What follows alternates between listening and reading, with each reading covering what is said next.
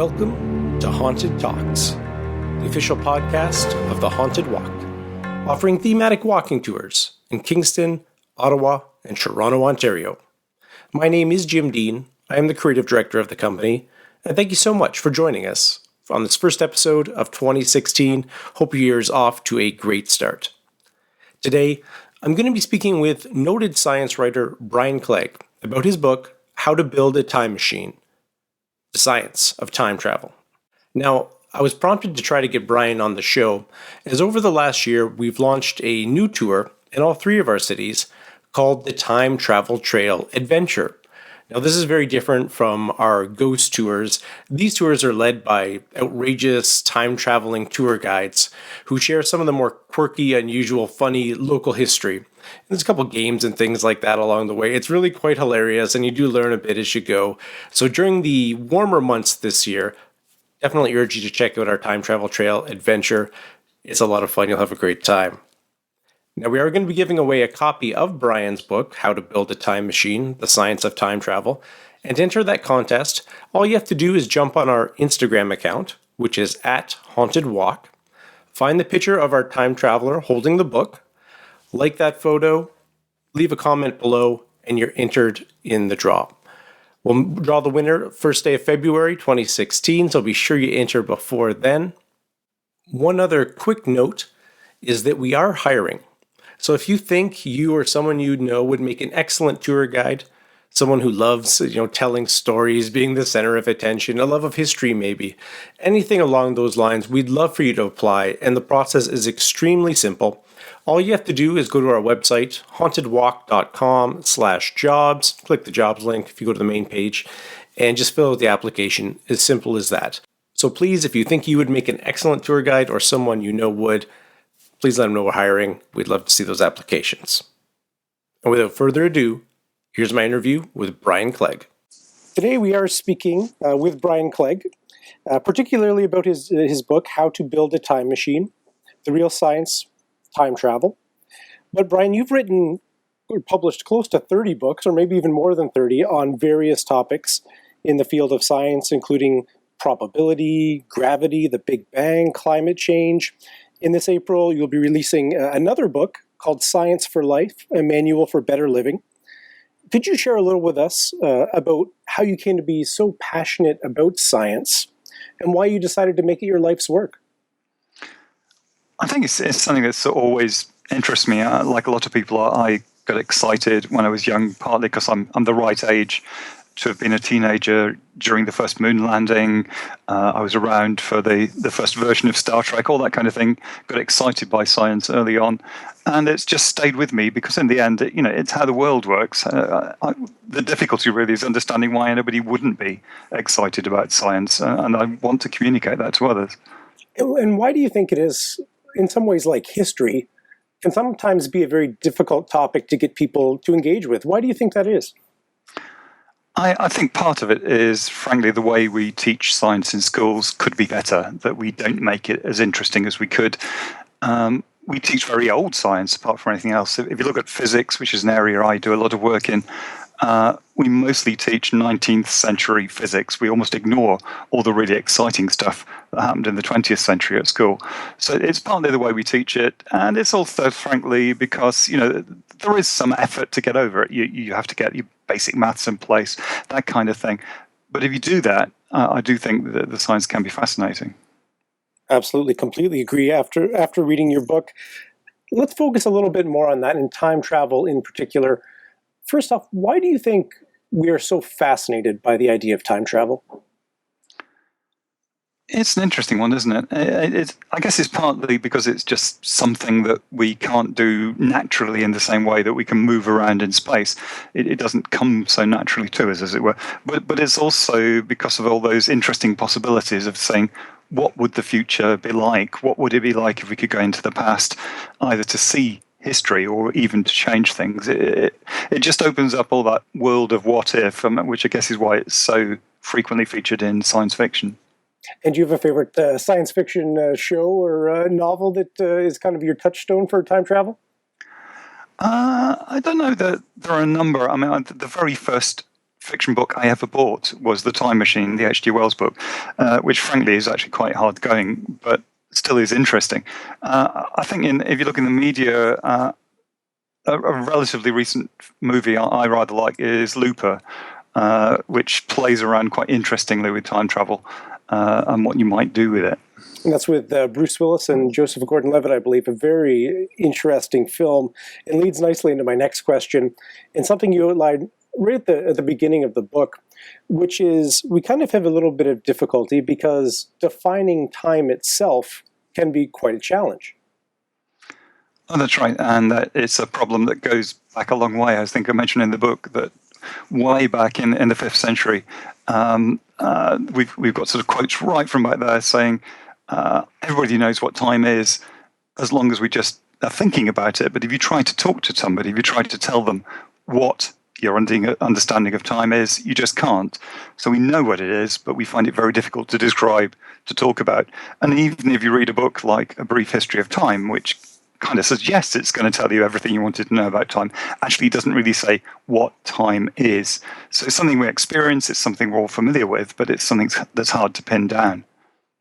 Before we get into any of the more elaborate scientific kind of models or potential models for time travel, are there any ways we experience time travel in our day-to-day lives that maybe we don't consider?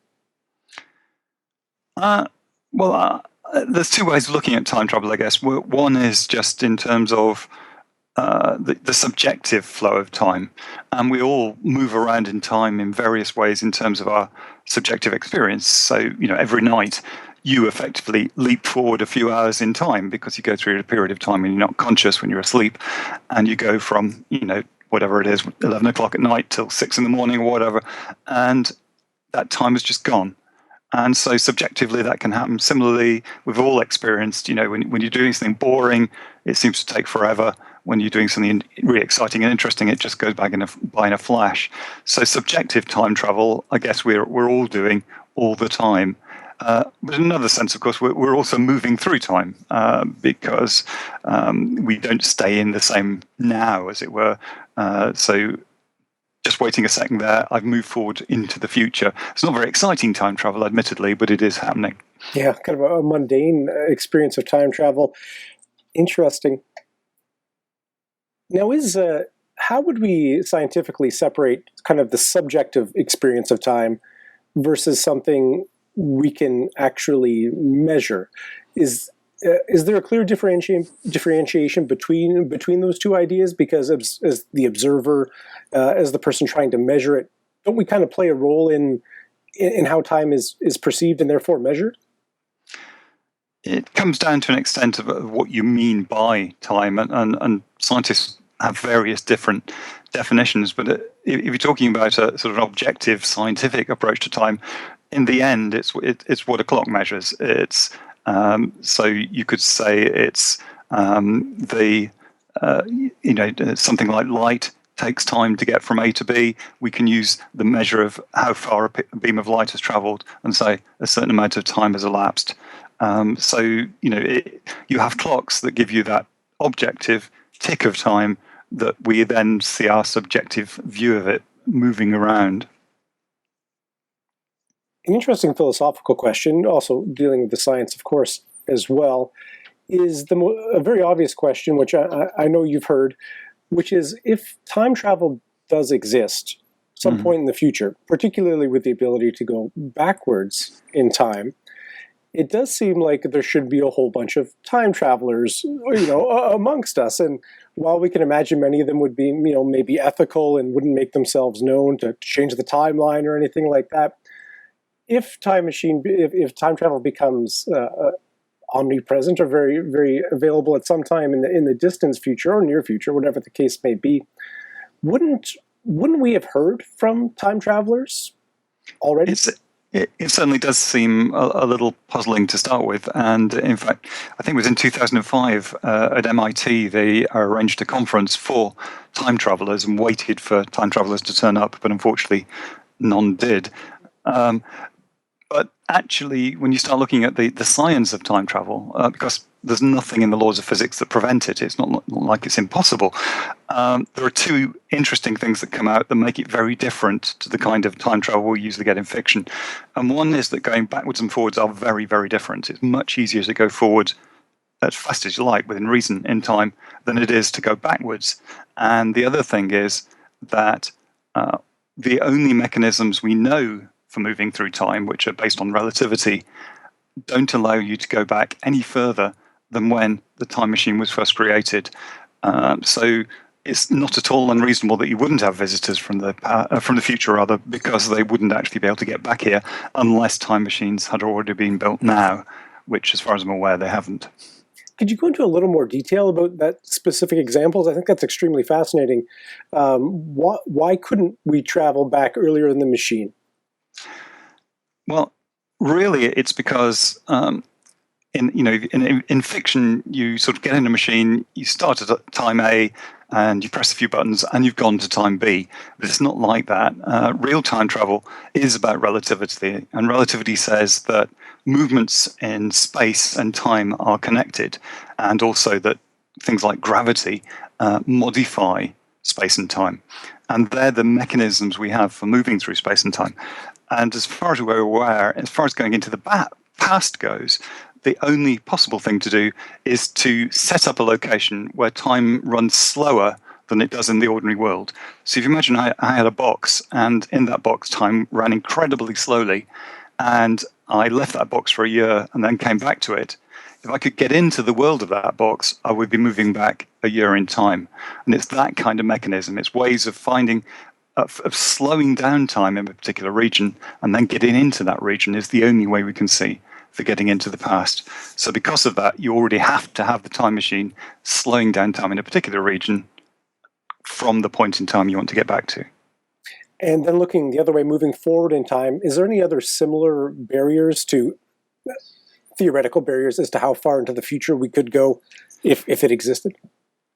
Not in the same sense, no. Getting into the future is relatively easy. In fact, it's something that we have done on a very small scale. Voyager 1, which is a probe, I think was sent out in the 70s, that's now on the edge of the solar system, has actually moved 1.1 seconds into the future. That's our best time machine to date. So it is demonstrably possible. And basically, what relativity says is all you've got to do is move. Whenever you move, your time changes compared with the thing you're moving with respect to. And the key to it is going fast enough. So the closer you go to the speed of light, the quicker you go into the future. So in principle, you could get to a stage where you moved vast distances into the future if you could move fast enough. Now, of course, it's not trivial moving at extremely high speeds. Practically speaking, for a really good time machine, you'd have to get up to maybe half the speed of light or something like that. So it's something we're not going to do tomorrow, but it literally is only an engineering problem. It's not a physics problem in any sense.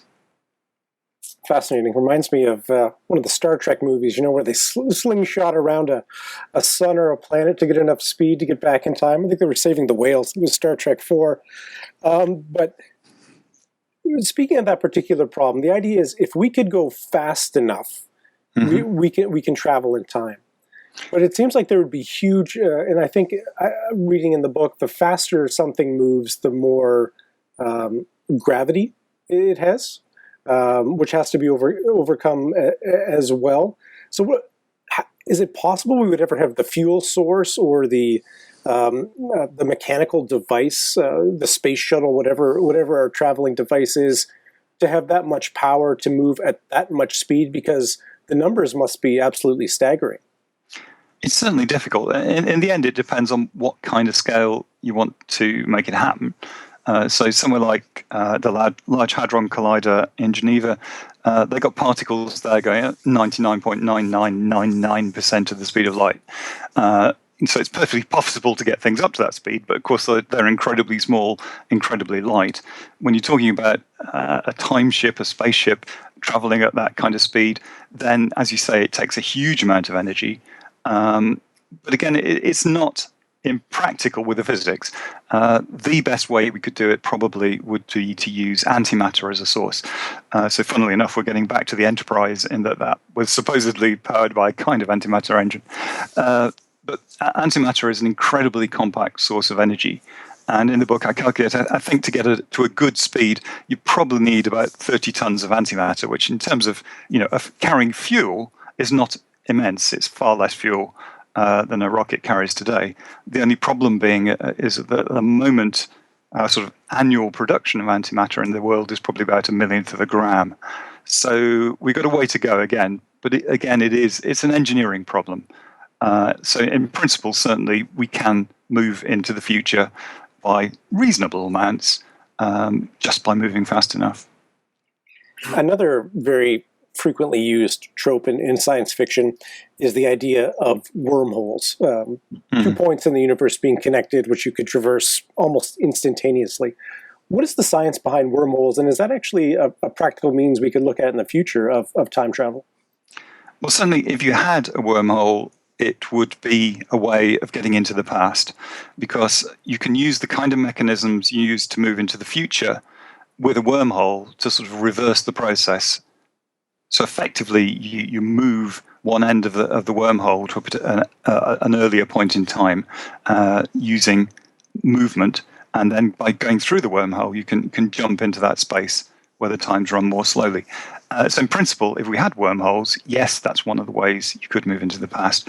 But there are some problems. They were dreamed up in the 1930s by Einstein and a guy called Rosen. And they are purely theoretical. We've never seen one. We don't know if they actually exist at all.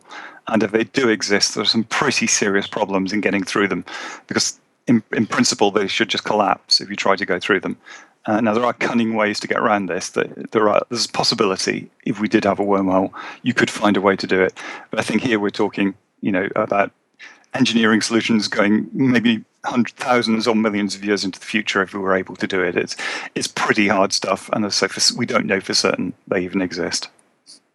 And is a wormhole the same as a black hole, or what are the difference between those two terms, which are fairly, more commonplace to hear? Yeah, black holes we're pretty certain do exist. They're a pretty common phenomenon in the universe. Pretty well every galaxy appears to have a huge black hole at its center. And a black hole is typically just a big star, one that's bigger than the sun, that at the end of its life has collapsed. And it's collapsed so far that gravity just can't be overcome. The thing has collapsed away until it's effectively a point. Which means that as you get close to it, there's a vast amount of gravity, so much gravity that light can't even get out of it, which is why it's a black hole. Now, in principle, again, with a lot of theoretical fiddling around, you could somehow connect a black hole to an equivalent sort of anti-black hole, something called a white hole, where instead of everything being sucked into it, everything's pushed out of it. And that in principle is one way you could make a wormhole. But a wormhole has to have both ends, and a black hole is just one end, if you see what I mean. So as it stands, all a black hole's liable to do is to suck you in and not let you out.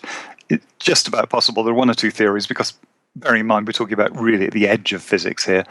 One or two theories that suggest it's possible if you went into a black hole, you might emerge into another universe. But even if you did that, it's not great in terms of a time machine, because you're then stuck in another universe.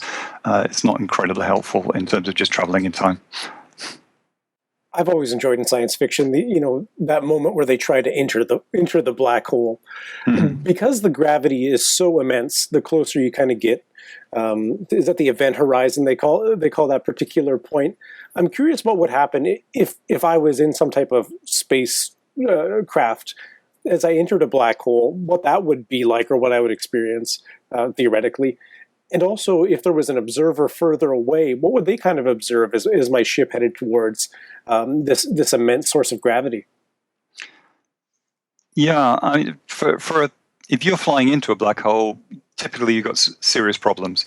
Because with a typical black hole, what's going to happen is as you get relatively close, this isn't specifically about that event horizon, by the way. That's the point at which light can't get out, so nothing can get out. But even before you get to the event horizon, you're going to find that obviously, as say you're going in feet first, for instance, imagine you're sort of dropping into a black hole feet first. Your feet are going to be feeling a bigger gravitational pull than your head. I mean, that's true anywhere. That's true on the Earth, but it's just an incredibly tiny difference. But because the gradient of the gravity is so strong as you go into a black hole, you'll get so much more pull on your feet than your head that it will actually stretch you out. And the process is called spaghettification. Basically, you get turned into a long, thin, pink piece of spaghetti, which probably wouldn't be a great amount of fun. And that would happen typically before you get as far as the event horizon. Now, things get really weird in terms of you're talking about somebody else watching you if you are heading towards the event horizon, because one of the effects of gravity is to slow time down. So basically, the stronger the gravitational field, the slower time passes. And at the point at which you reach the event horizon, as seen from somebody on the outside, in principle, time stops from their viewpoint. So basically, they wouldn't technically see you get beyond the event horizon. And again, in practice, with a real black hole, this isn't the case, because with a real black hole, they're not actually black, because there's a whole load of stuff typically falling into them that causes radiation. And in fact, it's very difficult to see anything near to a black hole. So in practice, you wouldn't see the person going in. But if everything somehow was magically clear, in principle, you would see them getting slower and slower and slower until they stopped at the horizon and never actually made it in. It's incredible. One of the other really fascinating parts of the book I found was this idea of quantum entanglement. As we do ghost tours, primarily, I think it's safe to say this is almost like spooky science in many ways. Could you tell us a little bit about what quantum entanglement is and why it's so spooky, and potential ways we may be able to use that for time travel? Well, entanglement, it certainly is weird. In fact, Einstein himself gave it the label spooky. He referred to it as spooky action at a distance. And the idea is when we're talking quantum, we're basically talking about small particles. So things like atoms, electrons, photons of light, all the things on that tiny, tiny level operate totally different to the things we're used to seeing and touching, which is weird in a way, because, of course, they're all made up of these quantum particles.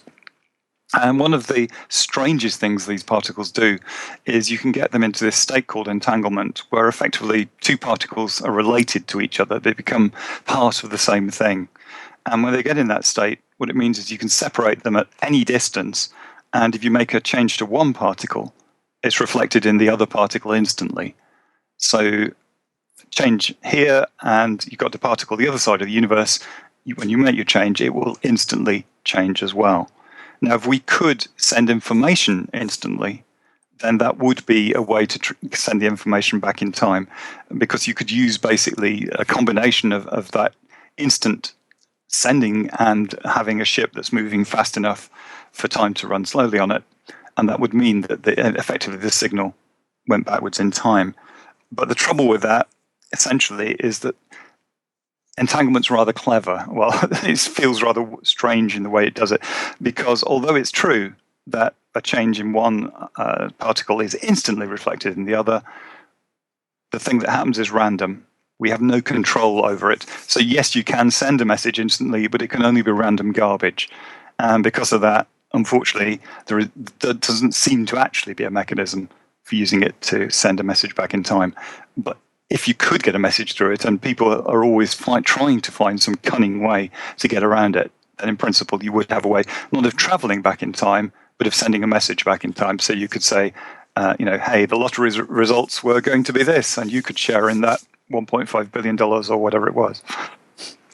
So the concept there is if I'm sitting here and we'll say our entangled particles are a flashlight, and I have one of the flashlights, you're in the spaceship blasting off near the speed of light in the other direction. So if I turn on my flashlight, that means your particle, millions, whatever the distance is, a great distance away, would immediately turn on as well?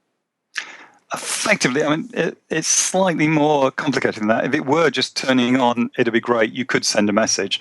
What it is more is if you say we've both got a particle and these particles are entangled, And if I look at my particle, and it has a property called spin, and spin can basically just be either up or down. We don't know which it's going to be until we look at it. We'll look at it, and it's up. Now, instantly, the other particle will have switched to down when I find mine was up. So the moment I look at mine and it's up, yours would say down. So we've kind of communicated instantly. The trouble is, I couldn't choose up or down. I didn't know what it was going to be until I looked. And that's where the problem comes in terms of actually using it to send messages in time. It is incredibly useful. It's required for things like the quantum computers that they're working on at the moment. It's required if you want to do something called quantum teleportation, where you can actually effectively duplicate a particle at a distance. It's an incredibly valuable mechanism, but it's not one, unfortunately, we seem to be able to practically use to send a message through time. So would this be an example of the observer effect, where the idea of observing the particle is somehow changing its nature or changing its activity?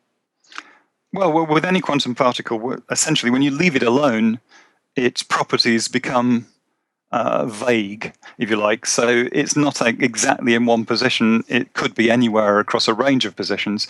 And all we have is probabilities. And similarly, its spin could be up, it could be down. All we have is probabilities until we make a measurement. And so when you observe it, when you make that measurement, it doesn't actually have to be a person. So it's not technically an observer. It's whenever it interacts with something else, it will get a definite value. And in this case of the spin, it's either going to be up or down.